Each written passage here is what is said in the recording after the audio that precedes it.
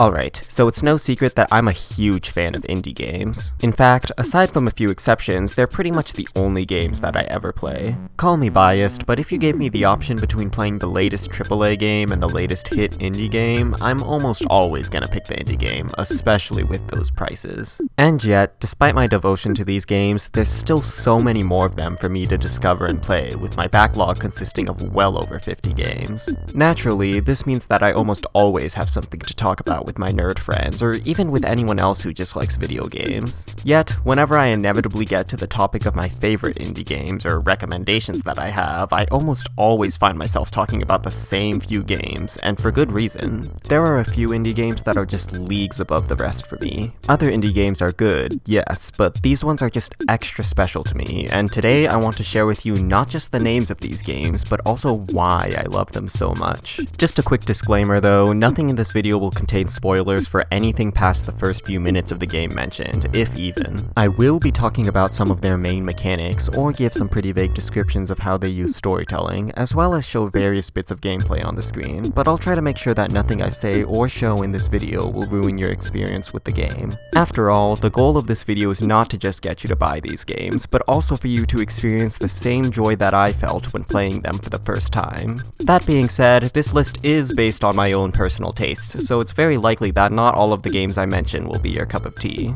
Oh, and another thing, comments on this video that contain spoilers for games on this list are allowed, but they have to be formatted properly. More specifically, spoilers can't be visible without clicking the Read More button. Check the pinned comment if you're confused. Other than that, I don't have anything else to say, so let's just get into the hyperfixation rants that you clicked on this video for, and what better thing to start with than what I consider to be my favorite game of all time. Out of every game I've ever played in my life, none have offered me an experience quite like Outer Wilds has. It is a game that offers you a world with layers upon layers of depth that seamlessly weave its storytelling and gameplay together. I don't think that anything I say could ever fully give the game justice, but I'll try my best. Outer Wilds is an exploration game about venturing through a handcrafted solar system and uncovering the secrets of a long-extinct alien race in the process. Now, if that description alone wasn't enough, what makes this game so much more special than other exploration games is the sheer amount of detail in every corner of the world. Rather than have you hop between dozens of galaxies to gather information from a bunch of samey-looking areas, this game will offer you only a small handful of extremely diverse and detailed planets, ones with hidden areas and secrets that you'll uncover with each subsequent visit. One crucial mechanic in Outer Wilds, or I guess lack thereof, is that there are absolutely no items or unlocks whatsoever. The only useful thing you can gain from exploration is more knowledge, which you must then apply elsewhere in order to find more secrets. I would give an example here, but I'd really rather not spoil anything, so I'll just have to make one up. Also, I suck at drawing and animating, so I'm just going to use Minecraft to visualize it. Let's say that there's this one doorway you want to go through, but it's blocked by a giant purple rock. Push and prod as you may, the rock just won't budge, so you leave it for now and go explore somewhere else, like the geology lab. While trying to get into the storage room of the lab, you accidentally knock over a bucket of water onto a bunch of rocks, but when you look, you notice that the purple ones start to dissolve in the water. Staring at the scene before you, you start to connect the dots, and with your newfound knowledge, you go back to that one doorway and pour some water on it. Lo and behold, when you do, the rock slowly dissolves, granting you access to the new area. This kind of thing is exactly what Outer Wilds does. It gives you an entire solar system filled with dozens upon dozens of secrets just like these, rewarding the most curious of adventurers with even more areas to investigate. The world is an oyster for you to explore, and the trusty tools you learn to rely on are your spaceship, your signal scope, and your own sense of curiosity. Another neat aspect about the game that I love is how seamlessly it weaves its storytelling with its gameplay. Pretty much every place you explore will have some sort of plot relevance, creating a literal web of information that feels oh so satisfying to make connections in. I really do mean it when I say that everything in the game contributes to its world building, whether it's explicitly stated or not. And don't even get me started on the DLC, which manages to expand the story in a way I didn't think was possible and is utterly incredible for a whole myriad of different reasons. The amount of wonder and curiosity Outer Wilds is able to evoke has cemented it as, without a doubt, my favorite game of all time, and also as one of my favorite stories of all time. However, it's not the favorite story I have on my list. That's a title that's granted to one game and one game alone.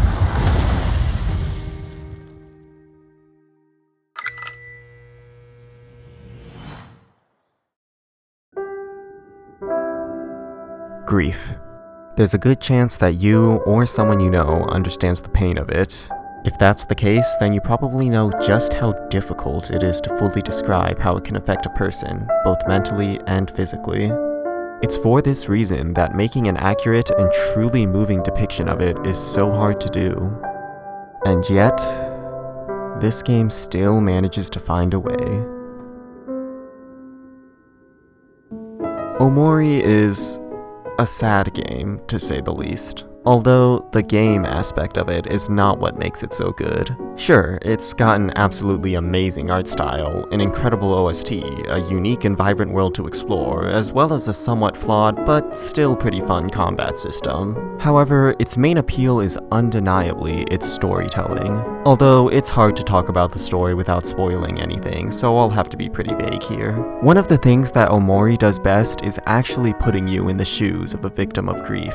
You don't just learn about the story of the main character, you see all of their experiences and memories of the past from their supposed perspective, both the good and the bad. It's an incredibly slow burn story, lasting about 20 hours in total, but that also makes it easier to get invested in, and means that the emotional gut punches that the game constantly throws at you hit that much harder. Even so, the game doesn't shy away from being lighthearted at times. There were several moments in the game that genuinely had me giggling in my seat, which is a pretty rare occurrence. It's a whole roller coaster of emotions, yet it also makes sense in the context of the story.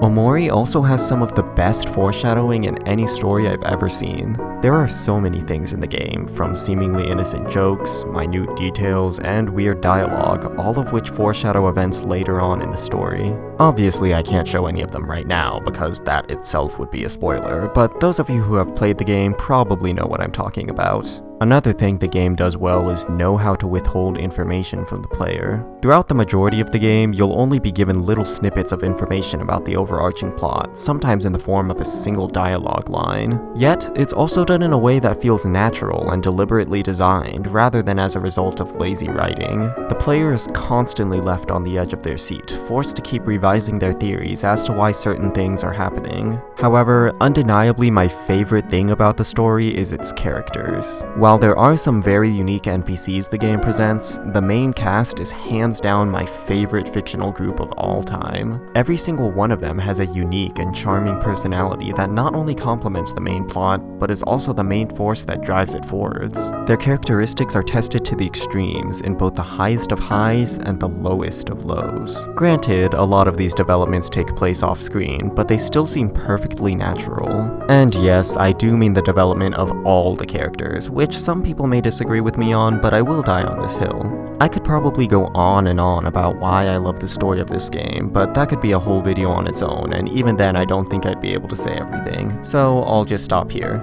Seriously though, go play this game if you don't mind slow burns.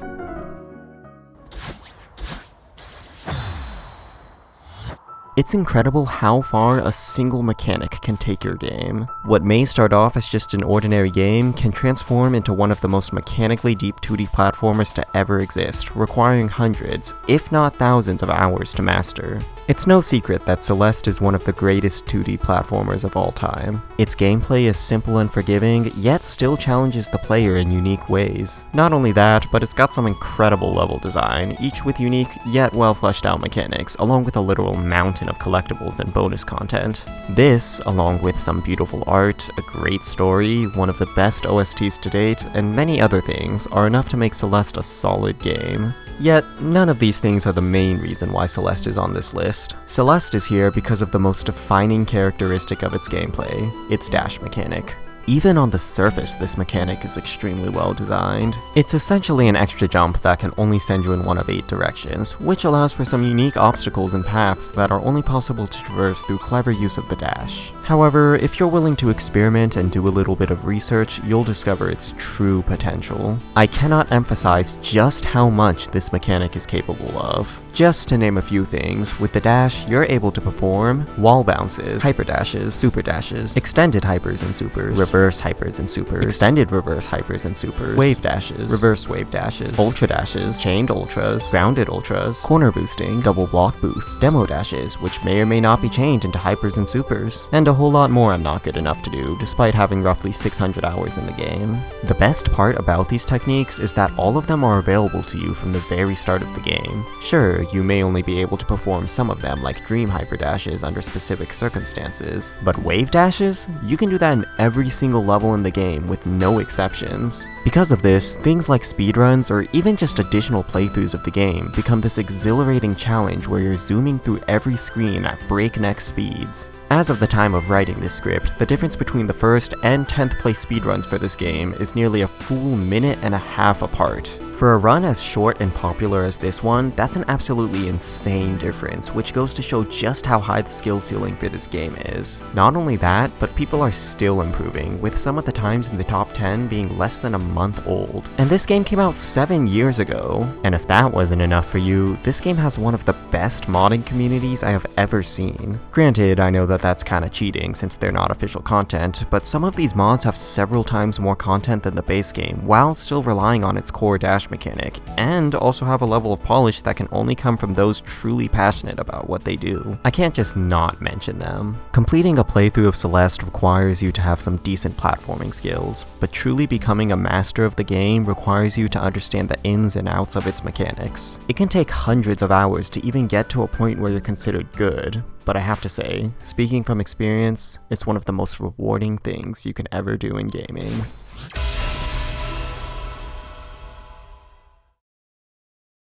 Speaking of games that require you to fully understand their mechanics, there's nothing quite like a puzzle game filled to the brim with secrets. I know that I already have Outer Wilds on this list, but despite some of its similarities, TUNIC is just too good of a game to not include in this video. Now, while the majority of games that I play are indie games, a handful of them are ones published by bigger companies. One such series of games that I absolutely adore are the traditional Zelda games. Everyone knows that games like A Link to the Past and Ocarina of Time practically defined an entire genre, so it should come as no surprise that there are a bunch of indie games like TUNIC that are directly inspired by them. However, TUNIC isn't just an ordinary Zelda-like. TUNIC is like if you took everything that made the Zelda games good, everything that made Outer Wilds good, smashed them together, added a bunch of puzzles cryptic enough to be part of some viral ARG, if they aren't already part of one themselves, and then added a cute art style on top just for good measure. TUNIC is everything that I could ever ask for out of a Zelda-like and more. It has a vast and vibrant world for the player to explore with unique areas. It has a simple and intuitive yet engaging combat system with plenty of room for skill expression, and it has a simply beautiful OST that truly immerses you in the world, just to name a few things. Yes, it's missing a few key elements like unique items for every area or dungeon, but it more than makes up for it with its strongest aspect of all,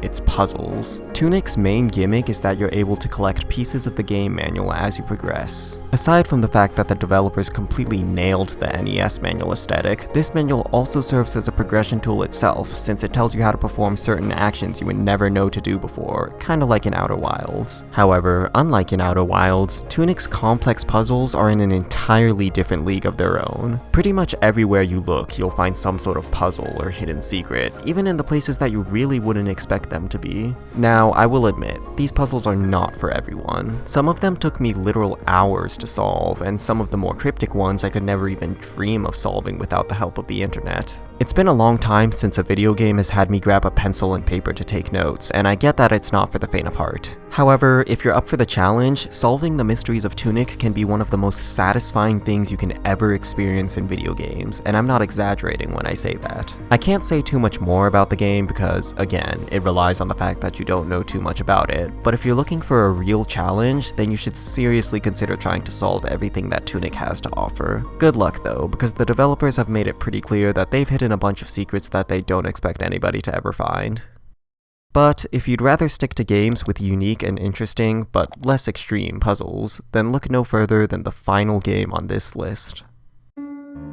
OneShot will always hold a special place in my heart. It's one of the first indie games I bought with my own money, it's the topic of my first real video essay, and it's one of my biggest inspirations for doing, well, pretty much anything creative. Above all that though, it's simply a phenomenal game. Having your release date sandwiched right between two of the most famous meta-narrative indie games of all time isn't exactly the easiest thing to deal with when your game also falls into that category. Yet, OneShot manages to firmly solidify itself as an iconic figure within its genre. From its lovable characters, to its chilling atmosphere, to its creative puzzles, there's a whole lot to love about OneShot. However, undoubtedly its biggest strength is its unique method of storytelling. OneShot's narrative is unique in that it includes the player themselves as part of the story. And I don't mean that in just a player choices affect the story kind of way. I mean that in a you, the person sitting in front of the computer screen, are a huge part of the story kind of way. This makes OneShot's narrative infinitely more personal than any other kind of narrative. The game takes the safety net of my actions don't really matter because this is a video game,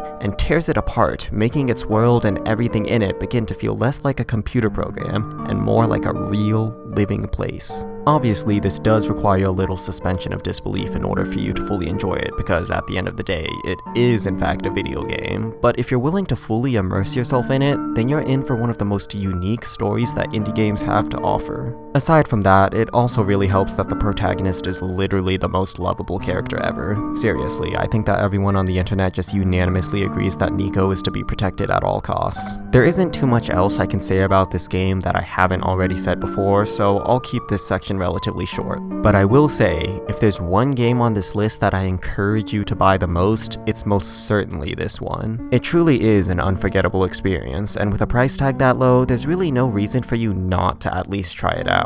And please do not look up anything about the game unless you already know the significance of the word solstice. You'll thank me later.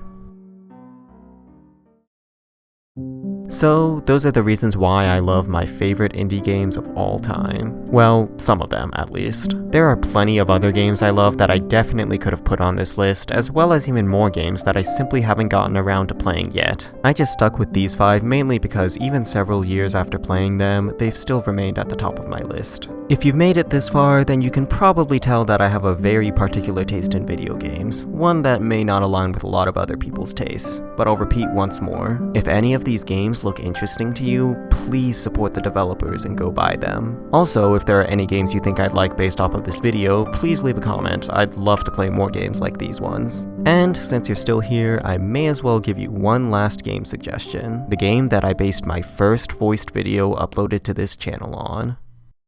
Ain Dodo is an adventure game released in 2019 about guiding a dog with a gun through a world with various enemies and bosses.